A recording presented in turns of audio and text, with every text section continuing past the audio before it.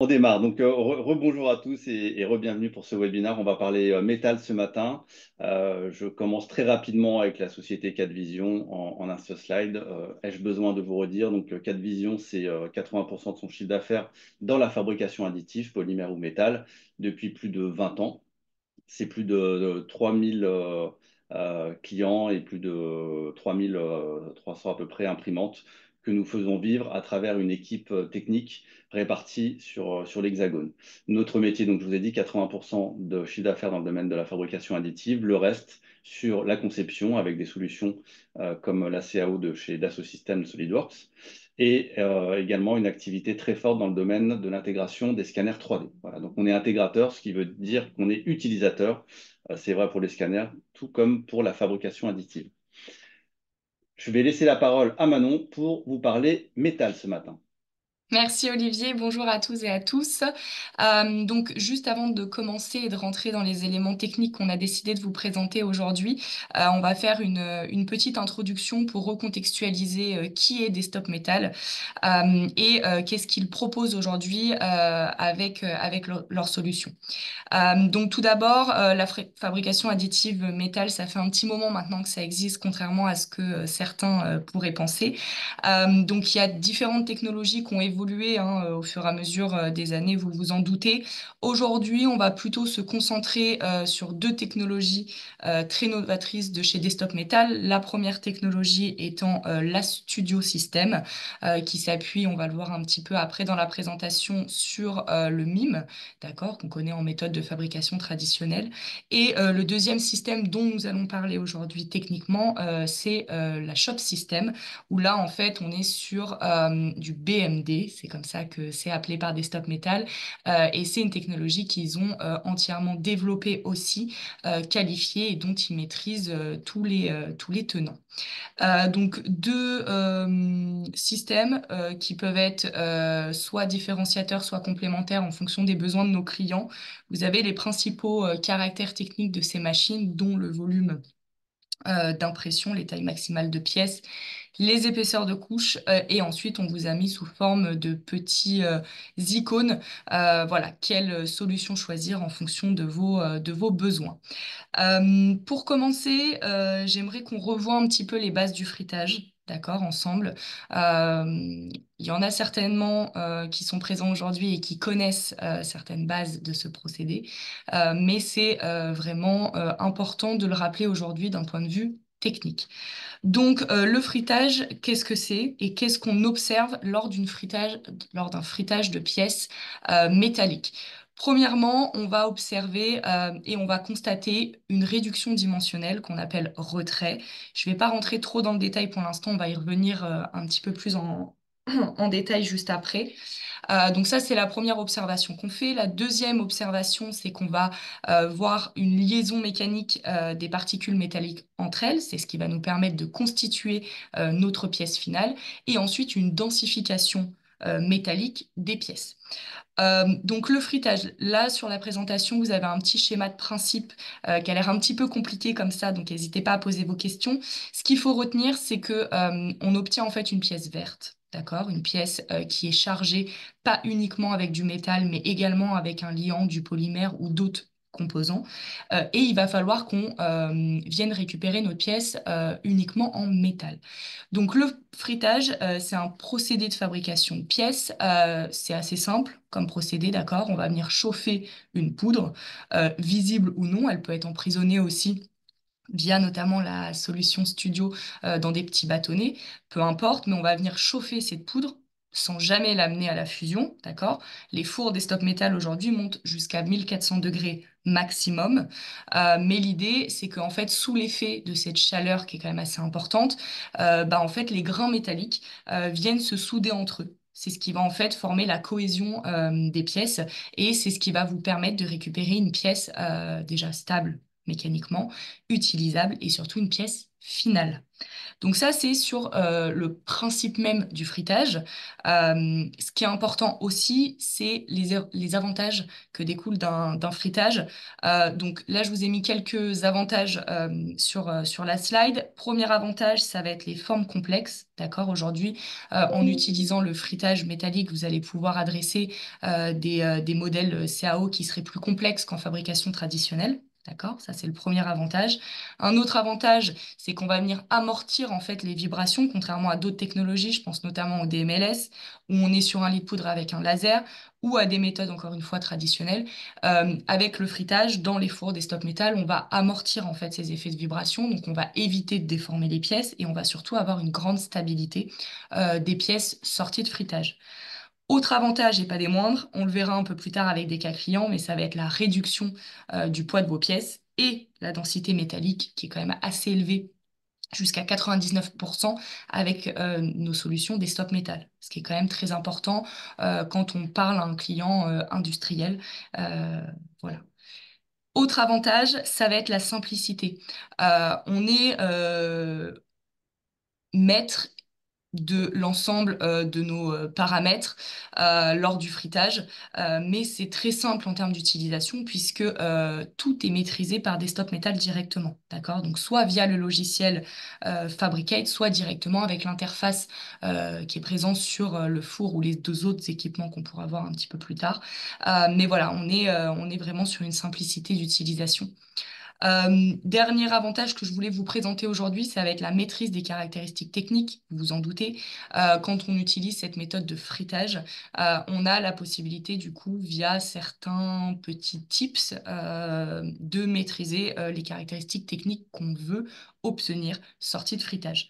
Donc, je vais laisser la main à mon collègue Vincent, qui est présent sur le showroom à Valence et qui est du coup équipé avec le Sinter de chez Desktop Metal et il va vous le montrer tout de suite via webcam.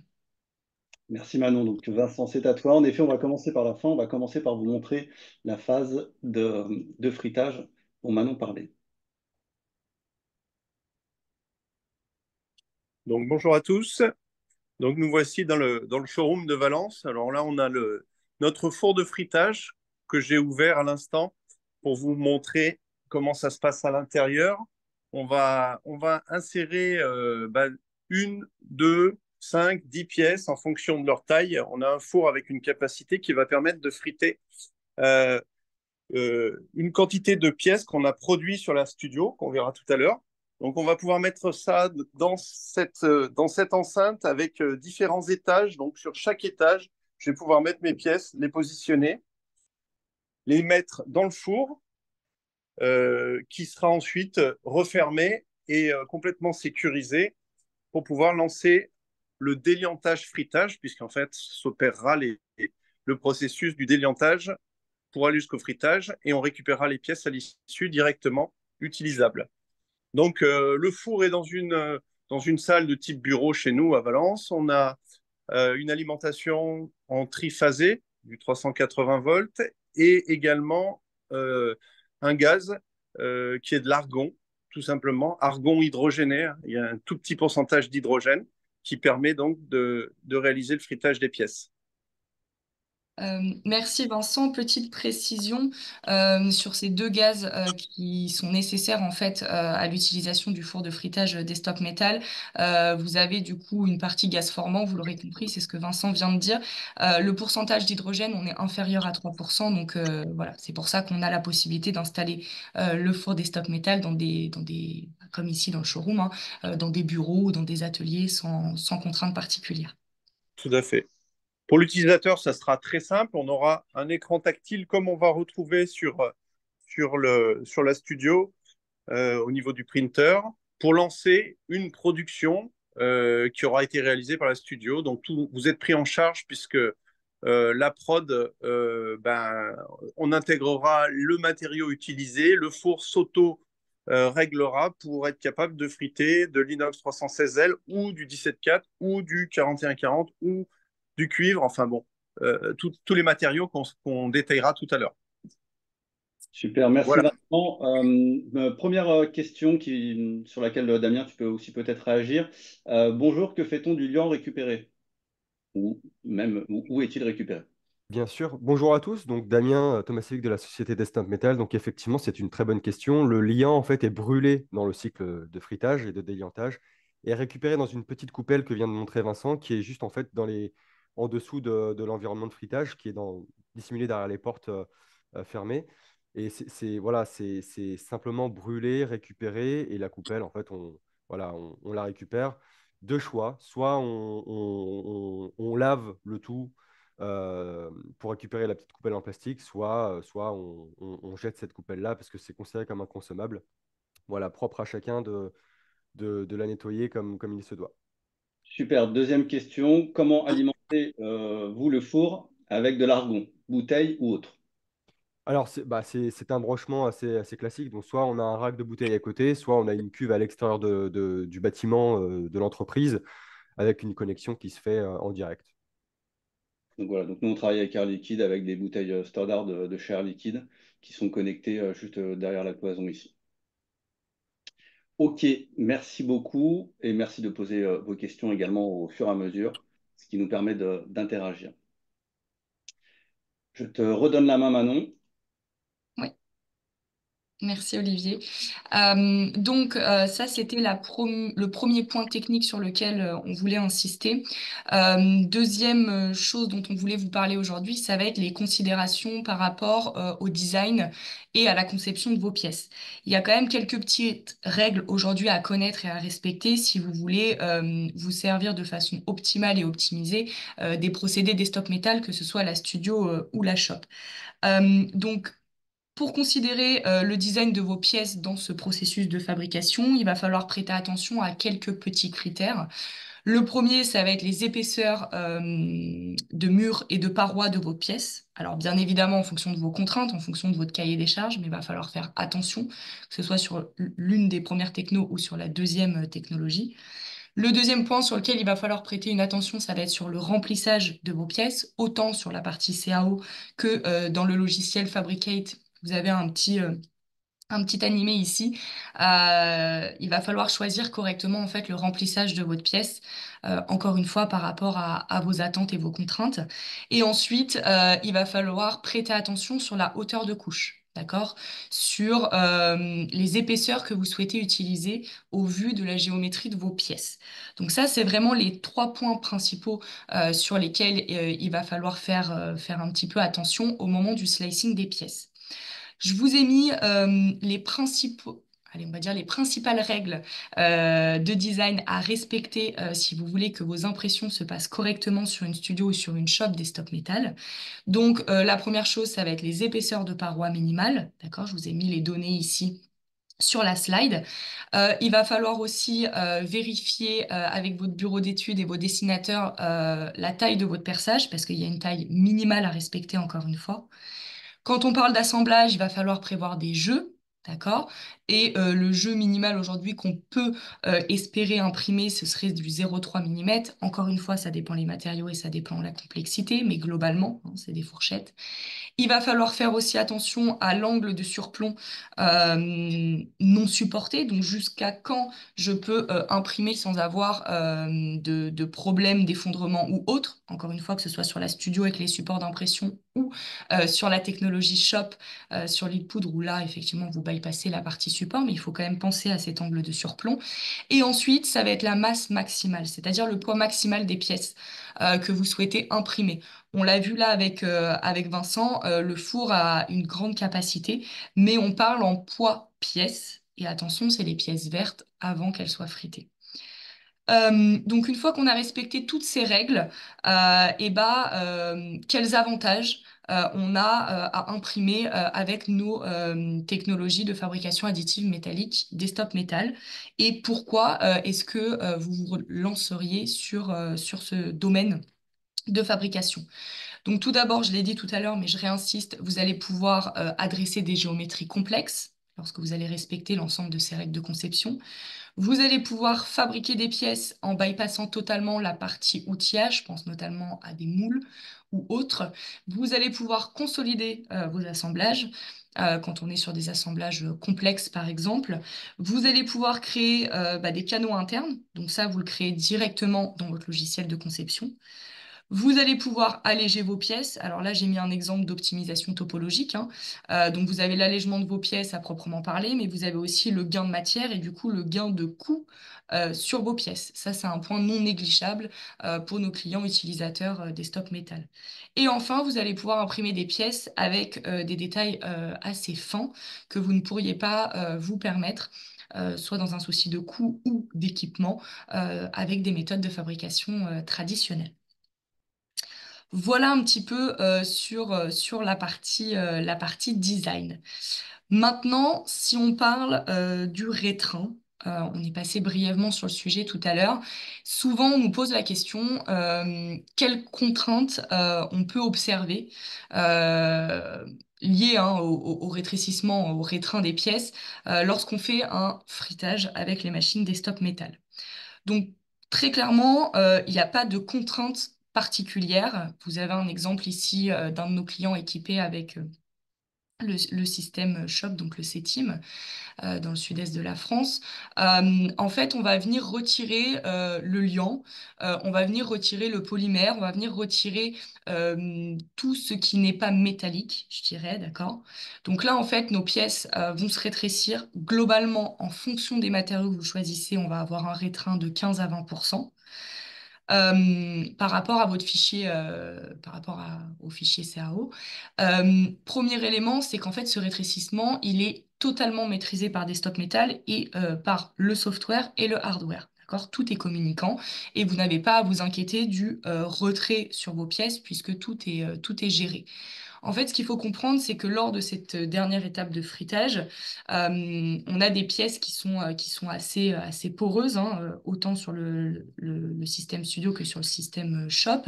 Et il va falloir qu'on vienne rétrécir en fait les pores qui se trouvent sur les surfaces et au cœur de vos pièces. C'est ce qui va former le rétrécissement de votre pièce, mais ça va aussi lui permettre de se densifier. Pour rappel, on imprime des pièces denses à 99% avec les technologies desktop metal. Et donc, je l'ai dit juste avant, le retrait dépend bien évidemment du matériau que vous avez choisi. Voilà. Si on parle un petit peu propriété mécanique, là, il y a quelques exemples, notamment sur des données mécaniques studio. Pour optimiser au maximum et avoir les meilleures propriétés mécaniques sur vos pièces. Premier élément qui permet d'avoir des bonnes propriétés mécaniques, ça va être les profils d'impression qui sont qualifiés, paramétrés et programmés directement par Desktop Metal. D'accord? Vous avez juste à choisir votre pièce et votre matériau avant de lancer le job. Ça vous permet en fait d'optimiser la finition de surface. Ça vous permet aussi d'avoir des bonnes propriétés mécaniques et d'utiliser en fait les propriétés mécaniques des matériaux comme c'est énoncé dans les fiches techniques. Vous allez avoir aussi une bonne résistance à l'usure des pièces. Vous allez avoir des bonnes propriétés chimiques sur certains matériaux. Vous pouvez aussi avoir de la conductivité, qu'elle soit thermique ou électrique, et de la résistance à la corrosion, par exemple. Donc, les matériaux des stop metal, ils arrivent à avoir des propriétés mécaniques élevées, hein, malgré une des limites du procédé, qui sont la porosité, je le disais juste précédemment. On a une porosité d'environ 2 à 4% sur les pièces, mais malgré ça, on arrive à avoir des bonnes propriétés parce que les matériaux ont été bien paramétrés et bien développés par Desktop Metal. Donc là, vous avez des exemples de propriétés de matériaux et de résistance sur un acier inox imprimé sur une Studio System. Pour optimiser en fait ces propriétés mécaniques, il faut prêter attention au remplissage gyroïde que vous choisissez. Donc il y a 3 types chez Desktop Metal. Vous avez le triangulaire, le carré et l'hexagonal. Donc à chaque fois en fait vous avez des gains en choisissant tel ou tel remplissage. Donc ça dépend encore une fois de votre cahier des charges. Et ensuite il y a l'orientation de vos pièces au moment du slicing, qui est aussi très important pour optimiser ses propriétés mécaniques. Et vous avez un exemple ici sur la slide. Je parle beaucoup. Est-ce qu'il y a des questions avant qu'on continue, Olivier? Écoute, non, on y répond au fur et à mesure. Damien va de répondre à quelqu'un sur la différence de poids de la pièce entre la pièce verte et la pièce fritée. Donc 15 à 20% de retrait, tu l'as dit. Donc, en termes de poids, on est plutôt à 4% d'écart de poids entre la pièce verte et la pièce sortie de fritage. Donc je te laisse continuer. Ok, merci. N'hésitez pas encore une fois à nous couper, à me couper, à poser vos questions. Le processus, alors que vous puissiez quand même comprendre comment fonctionne aussi bien le système studio ou le système shop. Donc on commence avec la studio. Deux possibilités en fonction des matériaux. Soit vous imprimez et vous réalisez le nettoyage, qu'on appelle aussi déliantage, et fritage directement dans le four. Donc vous bypassez totalement la partie déliantage chimique. Soit vous venez effectivement délianter chimiquement avec une délianteuse. Donc ça va dépendre de vos contraintes HSE qualité et ça va dépendre aussi des matériaux que vous voulez imprimer. Globalement, ce qu'il faut retenir, c'est que vous concevez votre pièce, vous la slicez, on l'imprime. Ensuite, on va la cuire et vous allez pouvoir récupérer votre pièce. Dans ce procédé-là, euh, on vient récupérer la pièce assez facilement. On le voit ici sur une des photos, alors elle est un petit peu petite, mais vous avez le matériau modèle et vous avez une interstice, une petite couche intermédiaire blanche, qui est en fait de la céramique. Et en fait, au moment du fritage, votre matériau modèle va être frité, donc on va lier les particules métalliques, mais on va pas monter assez en température pour lier les particules de céramique, ce qui va permettre, sortie de fritage, de retirer votre pièce, tout simplement, parce que la céramique se sera transformée en poudre. Donc ça, c'est le premier procédé. Deuxième procédé, c'est le procédé shop, où là, on travaille sur un lit de poudre. Attention, c'est totalement opaque, vous n'êtes pas en contact direct, tout est maîtrisé et internalisé, je dirais, dans l'imprimante. Vous avez la petite vidéo explicative, on travaille sur un lit de poudre, on vient projeter en fait du liant à chacune des couches. On répète ça de façon successive, on obtient nos pièces, on va venir les sécher, vous vous en doutez, hein, le liant qu'on voit sur la vidéo, bah, il est liquide, donc il va falloir venir sécher nos pièces. On va ensuite les dépoudrer pour pouvoir les libérer du bac. Et encore une fois, on finit par le fritage. Qui a donc lieu maintenant sur le même four. Oui. Ok, pour vous remontrer ça en live, on va repasser la main à Vincent Charel en direct du showroom de Valence pour nous montrer la partie studio. Hop, Vincent, je te remets en plein écran. Hop, c'est à toi, Vincent. Oui. Donc nous revoici dans la salle juste à côté du four avec l'imprimante studio, donc qui cette fois elle est branchée comme une petite imprimante Intam 6 plastique avec les mêmes contraintes, c'est-à-dire aucune contrainte. On est branché sur du 220 volts. On va charger la machine avec des cartouches. Là, en l'occurrence, je suis chargé en 17,4. Donc on peut mettre jusqu'à deux cartouches, deux fois plus de 4 kilos de matière. Les deux autres cartouches sont les cartouches de céramique, comme l'a expliqué Manon. On va lancer une prod avec l'écran tactile en récupérant directement le code qui est la petite vignette de ma pièce. J'ai plus qu'à sélectionner print pour lancer une fabrication. Deux têtes d'impression, comme vous le voyez, donc pour la matière et le support céramique, les petites zones blanches que vous devez peut-être voir sur l'écran.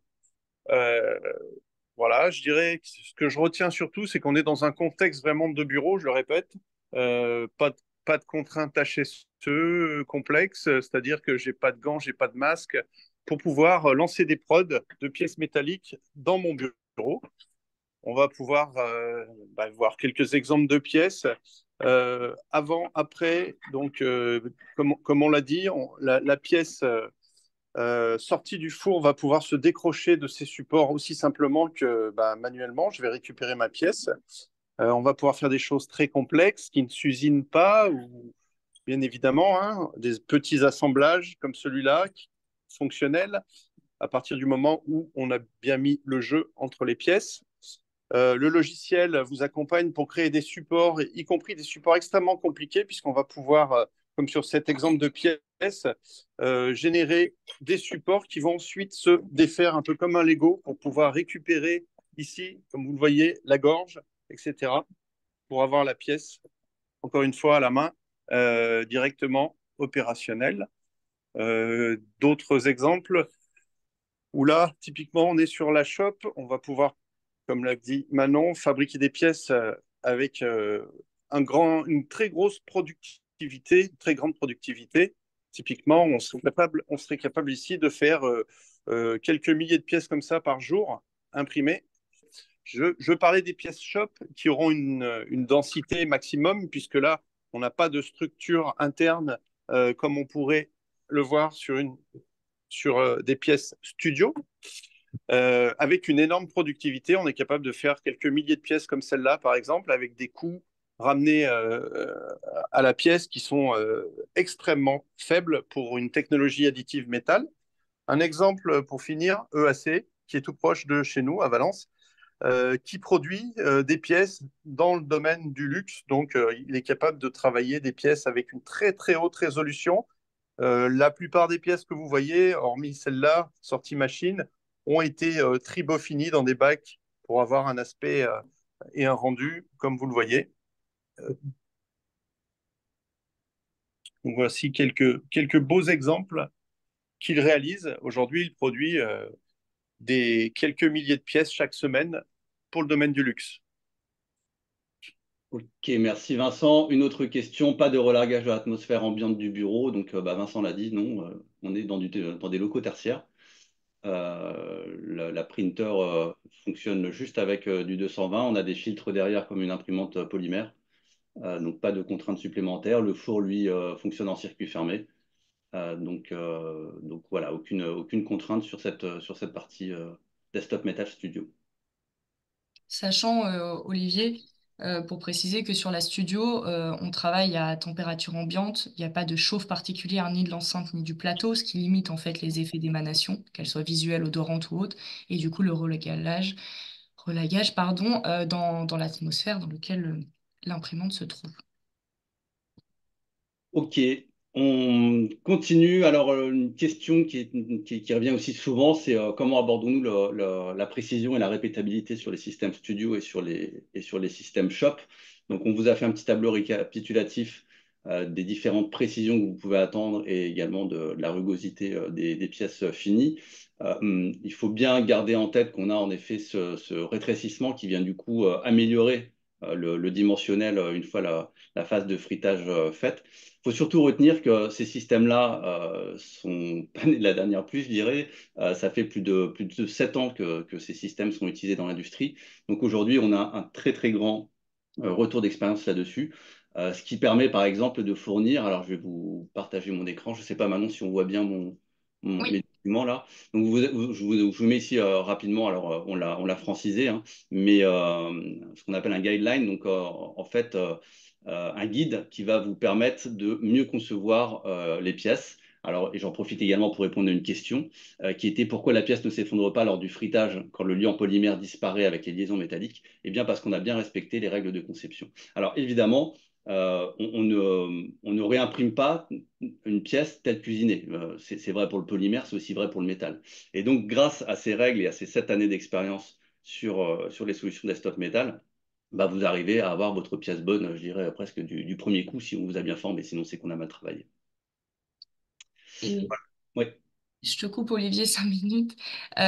Sur la partie, donc là, c'était vraiment la partie précision. De toute façon, vous avez les chiffres ici. Donc, on est effectivement plus précis avec une shop en termes de tolérance dimensionnelle.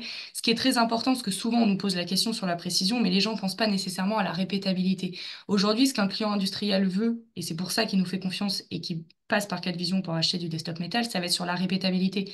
OK, j'ai une marge d'erreur sur ma tolérance dimensionnelle par rapport à mon fichier CAO. très bien, mais est-ce que cette erreur, je vais la retrouver autant de fois que je vais lancer des jobs? Et c'est ça qui est important pour nos clients industriels, pardon, c'est qu'à partir du moment où on connaît l'écart dimensionnel, par exemple, des pièces de nos clients, il sait que ça va être répétable et il va même pouvoir essayer de pallier ça au moment de sa conception.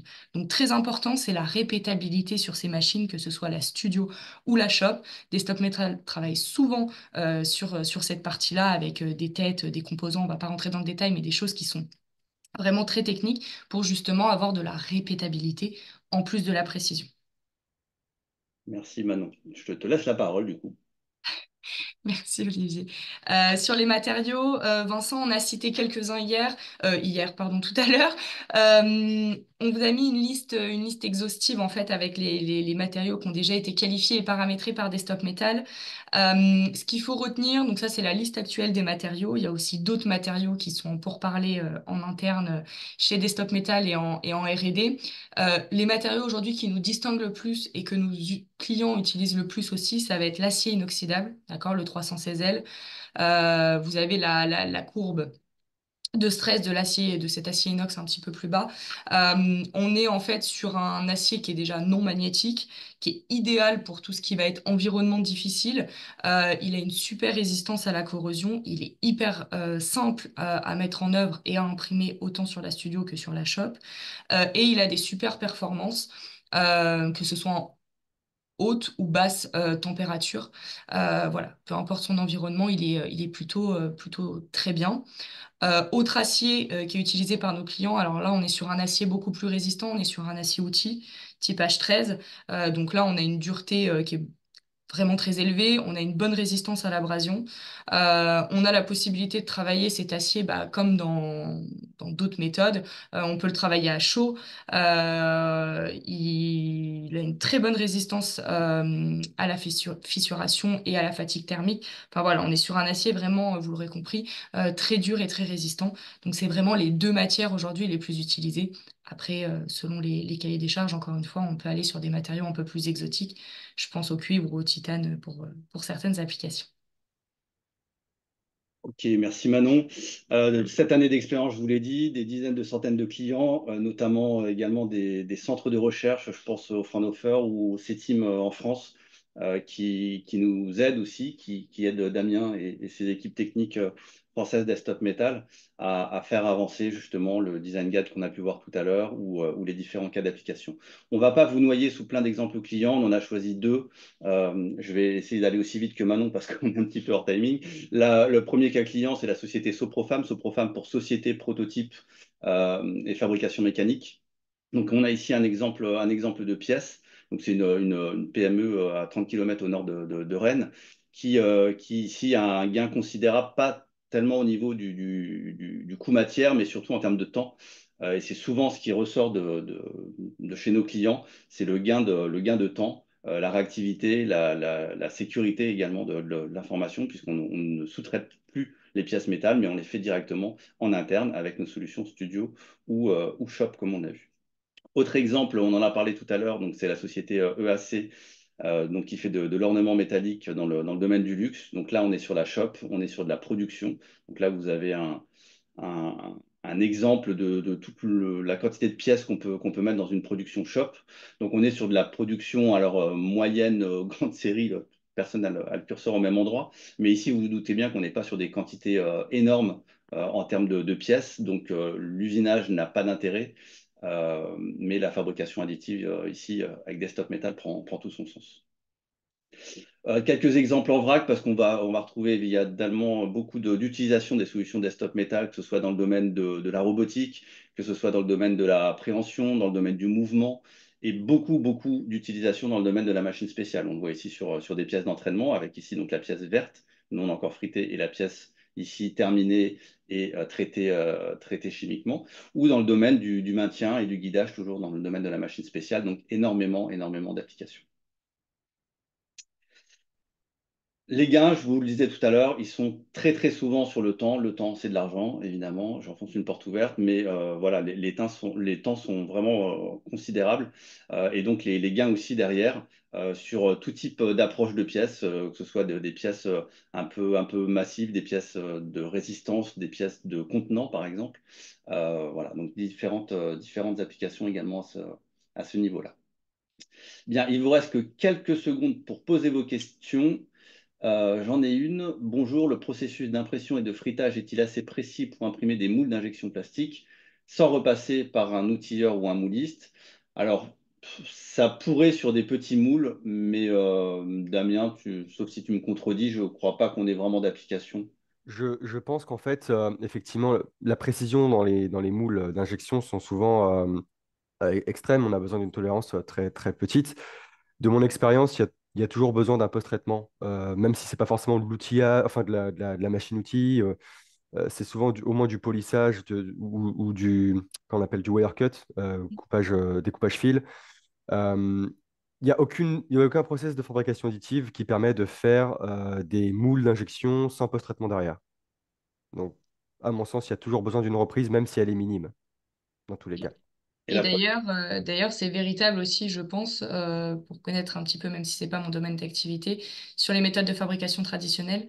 On a assez de clients qui râlent en nous disant que quand ils font faire des moules en sous-traitance, il y a le moule proto, il y a le moule final, plus toutes les reprises entre les deux. Donc aujourd'hui, c'est déjà compliqué avec les méthodes qu'il y a des centaines d'années. Donc sur la fabrication additive, on commence à s'en rapprocher, mais vous passerez obligatoirement par une phase de reprise, même si vous respectez toutes les petites règles et que vous optimisez au maximum vos pièces. Bien, merci pour vos réponses à tous les deux. Il vous reste allez, à moi, une demi-minute pour poser encore vos questions. On a un petit peu dépassé le timing de 9 minutes. On souhaitait également à vous communiquer sur le fait que nous rentrons dans une nouvelle année fiscale 2024 chez Cadvision. Nous avons donc également des offres à vous proposer sur nos machines de démonstration que vous avez vues en vidéo ou des machines que nous avons en stock. C'est vrai pour Shop, c'est vrai pour Studio. Donc voilà, il y a des bonnes affaires à faire également pour les premiers qui se manifestent. Prochain rendez-vous de webinar, notez dans vos calendriers si ça vous intéresse, le jeudi 8 février à 11 heures. On parlera cette fois-ci polymère avec les résines industrielles définitives, notamment les résines de chez Henkel Loctite, à travers la technologie DLP. Donc on présentera la nouvelle machine, la Pro XL de chez ETEC, qui est sortie octobre-novembre l'année dernière. Dans le domaine industriel, avec encore une fois des applications clients et on essaiera d'aller un petit peu plus loin sur la technique. Allez, encore deux, trois questions. Peut-on faire des blocs à canaux régulés alimentés en eau ou en huile pour réguler un moule plastique? Alors, on l'a dit tout à l'heure, oui, c'est possible. Ça, vous le ferez dans la CAO, c'est ce qu'on a dit tout à l'heure. Est-ce qu'il y a des avancées concernant les aciers HLE? Damien, ça c'est pour toi. Pas de ce que j'en sais en tout cas. C'est vrai qu'on développe pas mal de matières sur chaque technologie. Le HLE ne me parle pas, donc je ne pense pas. Mais en tout cas, je me renseignerai. Ok. Eh ben, on va clôturer ici. On vous remercie pour votre présence active. On vous donne rendez-vous le jeudi 8 février à 11 heures, même lieu, même endroit. Vous pourrez vous inscrire sur notre site Cadvision dans la rubrique à propos, événements et salons. N'hésitez pas également à retrouver nos précédents webinars et nos différentes vidéos sur notre chaîne YouTube. Et puis, bah, à contacter directement vos interlocuteurs locaux sur tout l'Hexagone. Un grand merci à Manon, à Damien, à Vincent pour toute la préparation et la rapidité de ce webinaire qui, je l'espère, vous aura été instructif. Merci à tous, très bonne journée, à Merci. bientôt. Très bonne journée, merci, au revoir.